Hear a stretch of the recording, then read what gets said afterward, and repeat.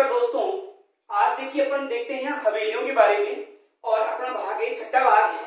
सबसे पहले है कि जैसलमेर को क्या कहा जाता है? हवेलियों का नगर कहते हैं। जैसलमेर को क्या कहा जाता है? हवेलियों का नगर। अब यहाँ आप देखिए तीन हवेलियां हैं।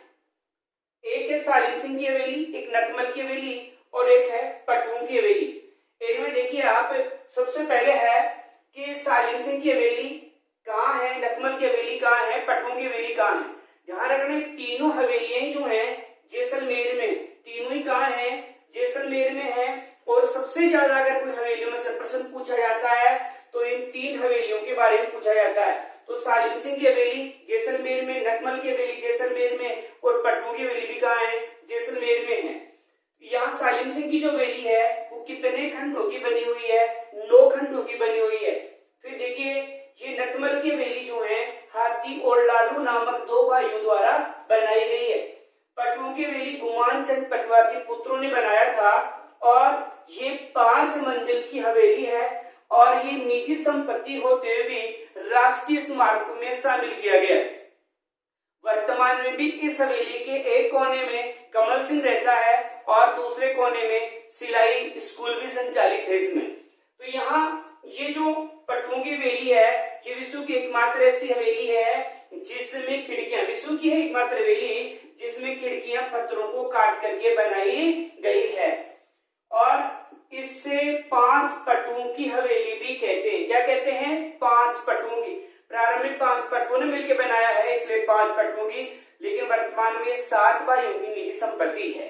तो यहाँ ये 3 हवेलियां हैं वो वेरी वेरी मोस्ट है। सालिम सिंह, नटमल और पटवों की तीनों ही कहाँ हैं? तो तीनों ही आपके जैसलमेर जिले में। अक्सर प्रश्न यही आता है इसमें से। इसके बाद अगली जो सर्वाधिक पूछी जाने वाली हवेली है वो है सुनहरी कोठी की हवेली है। तो सुनहरी कोठी की हवेली कहाँ है? टोंक में है। इसके बाद देखिए रामपुरिया की हवेली कहाँ है? तो रामपुरिया की हवेली जो है वो बीकानेर में है। फिर एक पूछा हो जाता है कि बिछावतों की हवेली कहाँ है? बिछावतों की हवेली बीकानेर में है। साथ में कई बार पूछा जाता है गुलच्छा की हवेली कहाँ है? गुलच्छा की जो हवेली है वो भी आपके बीकानेर में। बीकानेर की हवेली की खास बात होती है ये लाल पत्थरों की बनी होती है। आगे देखिए पुष्य हवेली। पुष्य हवेली है वो जोधपुर में है और केवल एक ही नक्षत्र पर आधारित हवेली है। तो पुष्य हवेली आप देख रहे हो, पुष्य हवेली कहाँ है? जोधपुर में है। किस पर आधारित है? एक ही नक्षत्र पर आधारित है। फिर देखिए एक मोस्ट हवेली फिर आ रही है और वो है सोने चांदी की हवेली है। वो कहाँ है? तो मेहंसर में है और मेहंसर कहाँ है? झुंझुनू में है। तो यहाँ सोने चांदी की हवेली है। एक ईश्वरदास मोदी की हवेली है। ईश्वरदास मोदी की हवेली पूछा जाए तो आप बताना नवलगढ़ में ईश्वरदास मोदी की हवेली है और नवलगढ़ कहाँ है? झुंझुनू में है और अपने शताधिक खिड़कियों के लिए प्रसिद्ध है। अगर आपसे पूछा जाए पोदार की हवेली कहाँ है तो ये भी आपके नवलगढ़ झुंझुनू में है। नवलगढ़ शेखावाटी का स्वर्ण नगरी कहलाता है। इसे क्या कहते हैं? शेखावाटी का स्वर्ण नगरी कहते हैं। किसे कहते हैं? स्वर्ण नगरी। तो शेखावाटी का स्वर्ण नगरी है वो नवलगढ़ को कहते हैं। कई बार डायरेक्ट पूछा जाता है कि शेखावाटी क्षेत्र की हवेलियां क्यों प्रसिद्ध है? अपने भित्ति चित्रों के लिए। ध्यान रखना शेखावाटी जो क्षेत्र की हवेलियां हैं वो क्यों प्रसिद्ध है? अपने भित्ति चित्रों के लिए। और इनमें भी एक मंडावा स्थान है जो इस भित्ति चित्रों के लिए बहुत प्रसिद्ध है। इसके बाद देखिए आपने देखा यहाँ सुराणु की हवेली। सुराणु की हवेली कहाँ है? तो सुराणु की हवेली जो है चूरू में। सुराणु की हवेली कहाँ है? चूरू में है। एक है लालचंद ठट्टा की हवेली पूछा हुआ है। लालचंद ठट्टा की हवेली कहाँ है? तो लालचंद ठट्टा की हवेली है वो है फलोदी में और फलोदी नामक जो स्थान है वो जोधपुर में है। तो लालचंद ठट्टा की हवेली कहाँ है? जोधपुर में है। और फिर देखिए दानचंद चोपड़ा की भी वेरी मोस्ट है। दानचंद चोपड़ा की हवेली कहाँ है? सुजानगढ़ में है और ये आपका सुजानगढ़ है वो कहाँ है? चूरू में है।